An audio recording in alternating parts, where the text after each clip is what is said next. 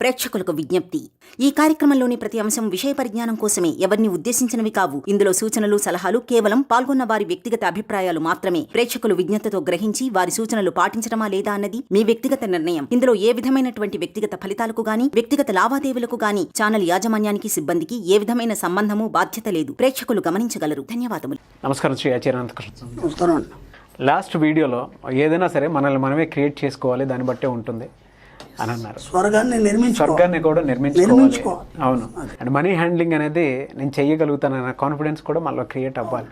అది ఎంత డబ్బు అయినా సరే, ఎంత వచ్చినా ఒకే రకంగా ఉండాలి. అవును. స్థితప్రజ్ఞత్వాన్ని కలిగి ఉండాలి. ప్రజ్ఞత అనేది కలిగి. భగవద్గీతలో కృష్ణుడు కూడా అదే చెప్తాడు, ముందు స్థితప్రజ్ఞత కలిగి ఉండమని చెప్తాడు అర్జునుడికి. అంటే ఇదంతా నువ్వు అనుకుంటున్నావు కదా నేనే చేస్తున్నాను ఇదంతా, దాంట్లో ఏం లేదు, అంతా ఆల్రెడీ ఉంది ఇక్కడ. ఇప్పుడు మన సబ్జెక్ట్లో కూడా మనం ఏమన్నామంటే ఇక్కడ అన్ని కలిగి ఉన్నావు నువ్వు, కానీ వాటిని నువ్వు చూడలేకపోతున్నావు. అవును. అవునా కదా? కాబట్టి నువ్వు స్థితప్రజ్ఞత కలిగి ఉండాలి. ఉన్నప్పుడు అవన్నీ నీకు కనిపిస్తాయండి. 330 మనీ మంత్ర వీడియో, ఇందులో ఏం చెప్తున్నారు? ఇక్కడ విచిత్రం ఏంటంటే చాలామందికి డబ్బు అంటే భయం అండి. మనం మన సబ్జెక్ట్లో కూడా చాలాసార్లు చెప్పుకున్నాం, ఎప్పుడైతే నువ్వు భయపడ్డావో నీ దగ్గర డబ్బు రాదు. ఫస్ట్ పాయింట్, డబ్బు రాదు కదా, ఏది రాదు నీ దగ్గరికి. భయపడడం అంటే ఏంది మన సబ్జెక్ట్లో? నెగటివ్. ఇప్పుడు ఏమొస్తాయి నీకు? భయపడితే ఏమొస్తాయి? అన్ని నెగిటివ్సే వస్తాయి, పాజిటివ్ రాదు. ఇక్కడ ఆలోచన ఎలా ఉంటుందో అలానే ఉంటుంది. ఎస్. ఎక్కడ కూడా మీరు భయపడుతున్నారో అక్కడక్కడ అన్నింటినీ నెగిటివ్ని మీరు ఆపాదించుకుంటున్నారు మీ బాడీకి, మీ జీవితానికి. కాబట్టి భయం అనేది కూడా మీరే క్రియేట్ చేసుకుంటున్నారు. ప్రతిదానికి కూడా భయం అనేది మీరే క్రియేట్ చేసుకుంటున్నారు. ఒక రాత్రిలో ఎక్కడ వెళ్ళాలంటే భయం, ఒంటరికి వెళ్ళాలంటే భయం, ఏదైనా చేయాలంటే కాంపిటీషన్ అంటే భయం, ఏదైనా కాంపిటీషన్ అంటే కూడా భయం, ఎగ్జామ్ రాయాలంటే భయం, ఏమైనా తినాలంటే భయం, ఎందుకంటే ఏ రోగం వస్తుందో అది నాకు పడుతుందో లేదనే భయం, ఎవరితో మాట్లాడాలంటే భయం, అంటే నేను కరెక్ట్ మాట్లాడతానో లేదో, లేకపోతే అక్కడ ఏమైనా మిస్టేక్ జరుగుతుందేమో. ప్రతి దగ్గర మనం భయపడుతున్నాం, ప్రతి దగ్గర భయపడుతున్నాం. ఎప్పుడైతే భయపడుతున్నారో వాళ్ళు ఈ సబ్జెక్ట్లోకి రాకండి. ఎందుకంటే మన సబ్జెక్ట్లో నెగిటివ్ లేదు, భయం అంటేనే నెగిటివ్. కాబట్టి ఎప్పుడైతే భయపడుతున్నారో ఈ సబ్జెక్ట్లో రాకండి. ఓకే. ఒక కాల్ వచ్చింది నాకు, చాలా కాల్స్ వస్తే ఒక చిన్న ఎగ్జాంపుల్. ఏమండి నేను క్లాస్లోకి వచ్చాను, ఓకే, క్లాస్లో బాగానే ఉన్నాయి, బాగా ఎక్సలెంట్ ఉన్నాయి, ఓకే. ఆ తర్వాత మళ్ళీ మీరు చెప్పినా నేను చేస్తున్నాను, ఓకే. స్పెషల్ క్లాస్ కూడా వచ్చాను, ఓకే, ఇబ్బంది ఏం లేదు. అయినా సరే నాకు ఇంకా అనుకున్నది నేను సాధించలేకపోతున్నాను, ఓకే. ఆ క్యాండిడేటే మన క్లాస్లో మనకు ఫీడ్బ్యాక్ ఇచ్చినప్పుడు బ్రహ్మాండం సంపాదించాను ఇవన్నీ మొత్తం ఎగ్జాంపుల్స్తో సహా చెప్పింది, ఏమేమి జరిగినాయి అన్నీ ఎక్కడెక్కడ పర్ఫెక్ట్గా చెప్పింది. అయితే ఇక్కడ విచిత్రం ఏం జరిగిందంటే ఆమె అనుకున్నది ఏదైతుందో ఒక పెద్ద టార్గెట్ కంప్లీట్ కాలేదు. అయినంత మాత్రాన అది అవుతుందో లేదనే భయం పట్టుకుంది ఆమెకి. అప్పటి వరకు ఏమైంది, క్లాస్కి వచ్చింది, చిన్న టక్కడగా అయిపోయినాయన్నీ, ఓకే, బాగుంది అనిపించింది. స్పెషల్ క్లాస్కి వచ్చింది, ఇంకా కొద్దిగా ఏమవుతున్నాయి ఆమె ఇంకా కావాల్సినవి కొద్ది పెద్ద అన్నీ కూడా అయిపోయినాయి. ఒకేసారి ఇంకా చాలా పెద్దది పెట్టుకున్న తర్వాత అది అవుతుందో లేదనే భయం పట్టుకుంది. అయిపోయింది, ఇక్కడ భయం అయిపోయిందా, అది రాదు, ఓకే. భయం ఎప్పుడైతే పడ్డావో అది రాదు. ఇప్పుడు ఇవన్నీ వచ్చినప్పుడు అది రావాలి కదా, అన్నిటికీ ఒకే సూత్రం కదా, 2x2 4 కదా, ఇది అదే సూత్రం కదా. అయినప్పుడు అది ఎందుకు రాలేదు మరి నీకు? ఇప్పటిదాకా ఉన్న కాన్ఫిడెన్స్ నీకు ఎందుకు లేదు? నేను అనేది అదే. నన్ను ఏమైందమ్మా చెప్పిందా, ఇది అండి నేను ఇలా అనుకున్నాను, ఎందుకో భయం అవుతుంది. నువ్వే అన్నావు కదా భయం అవుతుందని. మన సబ్జెక్ట్లో భయం అనేది ఉంటే నీకు ఏది రాదని చెప్పాను కదా నేను, ఓకే. ఇప్పుడు ఏం చేయమంటారు? ఓకే, ఇప్పుడు ఏం చేయమంటారు? సరే పూజలు అవన్నీ బాగా చేస్తున్నారని. లేదండి మానేశాను, అంతా లేదు, మీరే అన్నారు కదా, మీరే దేవుడు అన్నారు, మీరే ఆత్మస్వరూపం అన్నారు. కాబట్టి ఆ తర్వాతనే నేను ఈ సబ్జెక్టులకు వచ్చినాక అన్నీ బాగున్నాయి, మా ఫ్యామిలీలో కూడా గొడవలన్నీ క్లియర్ అయిపోయినాయి, అందరు బాగున్నారు, బాగా సంపాదిస్తున్నాం. కానీ ఇది ఒక్కటి మాత్రం నన్ను భలే భయపెట్టేస్తుంది. ఇప్పుడు ఏం చేయాలి? దీనికి నేనేం చెప్పాలమ్మా? ఇన్ని క్లాసులకు వచ్చారు, ఇంత అయింది. కాబట్టి ఫస్ట్ మీరు ఏం చేస్తారంటే మీరు ఏదైతే అనుకున్నారో టార్గెట్ మర్చిపోండి, ఓకే. టార్గెట్ మర్చిపోండి. అదేంటంటే కాదు, మీరు పెట్టుకున్నది ఏం టార్గెట్? అది చాలా పెద్ద మొత్తంలో పెట్టుకున్నారు. అది డబ్బు కావచ్చు, ఇంకేమైనా కావచ్చు, చాలా పెద్ద మొత్తంలో పెట్టుకున్నారు. అది ఎక్కడ పెట్టుకోవాలని చెప్పాను నేను?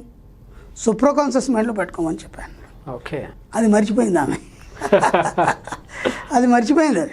అది హ్యూజ్ అమౌంట్ కానీ పెద్ద కోరికలన్నీ సూప్రోకాన్షియస్ మైండ్లో పెట్టుకోవాలి. ఇప్పుడు అది తీరడానికి టైం తీసుకుంటాయి. It will take some time. ఆ టైం వరకు మళ్ళీ మీరు దాన్ని రిపీట్ చేయొద్దు. ప్రతిసారి అదే రిపీట్ చేస్తుంది, దాని గురించి ఆలోచిస్తుంది. ఇవన్నీ జరిగినాయి మర్చిపోయింది, ఇంకా వేరే సమస్యలు అన్నీ మర్చిపోయింది, అది ఒకటే పట్టుకుంది. నేను అది కాని పని, అది ఇప్పట్లో కాదు. దానికి నిన్ను అర్హత చేసిన తర్వాత అప్పుడు ఇస్తుంది. అది దానికి ఇంకా చాలా టైం తీసుకుంటుంది. కాబట్టి దానికి ఇంకేదైనా ప్రత్యామ్నాయంగా ఇంకేమైనా ఉంటే అవి ఆలోచించండి, అవి అయిపోతాయి అన్నాను. అప్పుడు ఆశ్చర్యపోయింది. నేను ఇంత ఆలోచిస్తున్నాను, నేను నిజంగా కూడా నేను చాలా బాధపడి మీకు కాల్ చేశాను, నేను అనుకున్నది కాలేదు, నాకు ఏడుపు వచ్చేస్తుంది. అయ్యన్నీ అవసరం లే. సబ్జెక్టుని మీరు కరెక్ట్ అర్థం చేసుకుంటే మీరు ఎక్కడున్నారు, ఏం చేస్తున్నారు మీకు అర్థమవుతుంది. ఇక్కడ ఏమవుతుందంటే క్లాస్లోకి వస్తారు బ్రహ్మాండంగా, క్లాస్ చెప్తుంటే వింటుంటే హాయిగా ఉంటుంది సబ్జెక్ట్. అబ్బా భలే ఉంది అనిపిస్తారు. అయిపోయింది, ఇంటికి వెళ్తారు, ఏం చెప్పారో మర్చిపోతారు, ఏం విన్నారో మర్చిపోతారు, ఏం చెప్పారో మర్చిపోతారు. ఇక్కడ అది జరుగుతుంది. అందుకే నేనేం చేస్తాను అంటే మెయిన్ కీ పాయింట్స్ ఉంటాయి కదా, ఆ కీ పాయింట్స్ అన్ని మ్యాక్సిమం రాపిస్తాను. ఖచ్చితంగా ఏం చేయాలంటే క్లాస్కి వచ్చిన తర్వాత మనం ఏదైతే బుక్ రాసుకున్నామో దాన్ని మళ్ళీ చదవాలి. రోజు ఒకసారి కానీ 2 రోజులకు ఒకసారి కానీ ఊరికి అప్పుడప్పుడు కూర్చున్నప్పుడు కానీ దాన్ని చదవాలి. అప్పుడు ఏమవుతుందంటే మళ్ళీ మీకు గైడ్ అవసరం లేదు, మళ్ళీ నాకు ఫోన్ చేయాల్సిన అవసరం లేదు, ఎవరిని అడిగే అవసరం లేదు. ఎక్కడ మిస్టేక్ చేస్తున్నారో మీకు తెలుస్తుంది. కాబట్టి ఇక్కడ నుంచి నాకు ఎవరు ఫోన్ చేయొద్దు, నేను 100 సార్లు చెప్పా.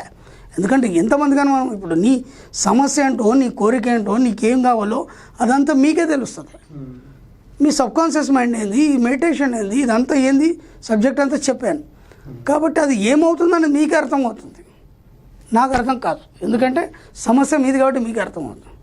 మీరు అనవసరంగా ఏదో ఊహించేసుకొని ఎందుకు ఇలా అవ్వట్లేదని చెప్పేసి భయపడిపోయి బాధపడిపోయి మళ్ళీ ఫోన్ చేయడం, ఇబ్బంది పడడం ఇవన్నీ వద్దు. అర్థమైతే రండి క్లాస్కి, లేకపోతే వద్దని కూడా నేను చెప్పాను 2వ సారి. ఒకేసారికి ఇది అర్థం కాదు సబ్జెక్ట్. దానికోసం నేను ఏ బుక్స్ మీరు రిఫరెన్స్ చేయాలి కూడా నేను చెప్పాను. నేను ఓపెన్గా టీవీలో కూడా చెప్పాను ఇంత గతంలో ఏ బుక్స్ రిఫర్ చేయాలి. ఎందుకంటే సబ్జెక్ట్ అనేది ప్రపంచవ్యాప్తంగా ఉంది. ఇది పెద్ద మహానుభావులు చెప్తున్నారు, మా గొప్ప వాళ్ళు అందరూ చెప్తున్నారు. దానికి సంబంధించిన బోలెడ్ బుక్స్ ఉన్నాయి. కేవలం నేను చెప్పింది చూసి చదివేసి దాన్నే చదివితే మీకు ఎలా అవగాహన వస్తుంది? కాబట్టి పదే అట్లాంటి బుక్స్ తెప్పించుకోండి, చదవండి. ఇప్పటిదాకా పనికిరాని అన్నీ చూసాం, పనికిరాని చదవం, వాడిని పక్కన పెట్టేసేయండి. హాయిగా దాని సబ్జెక్ట్ సంబంధించిన బుక్స్ కూడా తెప్పించుకొని చదివితే మీకు అవగాహన వస్తుంది. అప్పుడు మీరు ఇంకెవరిని అడగకుండా మీ గోల్స్ అని మీరు రీచ్ అవుతారు. ఓకే. కాబట్టి మన సబ్జెక్ట్లో బాగా గుర్తుంచుకోండి, భయపడడం అనేది లేదు. ఎప్పుడైతే మీరు భయపడతారో మీ దగ్గరికి ఏది రాదు. అది నేనే చెప్తున్నాను ఓపెన్గా. ఎటువంటి బుక్స్ ఎక్కువగా ఇన్ఫ్లుయెన్స్ చేస్తాయి? నేను చెప్పానండి, సబ్కాన్షియస్ మైండ్ సంబంధించి బోలెడ్ బుక్స్ ఉన్నాయి మనకి. సబ్కాన్షియస్ మైండ్ పవర్ అని చెప్పేసి. సీక్రెట్ అయితే చాలామంది చదివారు దాదాపు.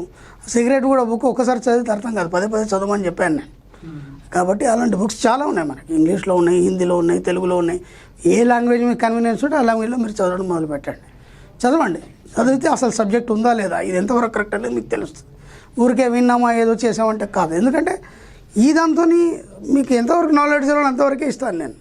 అవును, మీ నాలెడ్జ్ మళ్ళీ ఇంకా మీరు ఎక్కువ మొత్తంలో మీరు ఇంప్రూవ్మెంట్ చేసుకోవాలి. కాబట్టి దానికోసం చదవండి అంతే. చదవండి, ఎంత చదివితే అంత నాలెడ్జ్ వస్తుంది, ఎంత వీలైతే అంత మీరు కోరుకున్నాయని టకటక్ అయిపోతాయి. కాకపోతే ముందు ఎక్కడ ఉన్నాం మనం, ఎంతవరకు ఆలోచిస్తున్నాం, సబ్జెక్ట్ ఎంతవరకు అనేది ముందు అవగాహన ఉండాలి. అవగాహన లేకుండా మీరు ఏదైతే అనుకుని కాలేదంటే మాత్రం దానికి ఎవడు బాధ్యుడు కాదు. మీ కోరికలకు కానీ, మీ యొక్క సంపద ఐశ్వర్యానికి మీరే బాధ్యులు. మీ యొక్క దరిద్రాలకు కానీ, మీ యొక్క బాధలకు కానీ మీరే బాధ్యులు. కాబట్టి ఎక్కడ కూడా ఎవరిని అడగకండి. సబ్జెక్ట్ మీద మీరు కూడా పరిశోధన చేయండి. కొత్త విషయాలు బయటకు వస్తాయి, ఇంకా మీరే కొత్త కనిపెడతారు. Thank you sir, thank you so much Shri Acharya Anantha Krishna Swamy garu. Thank you అండి.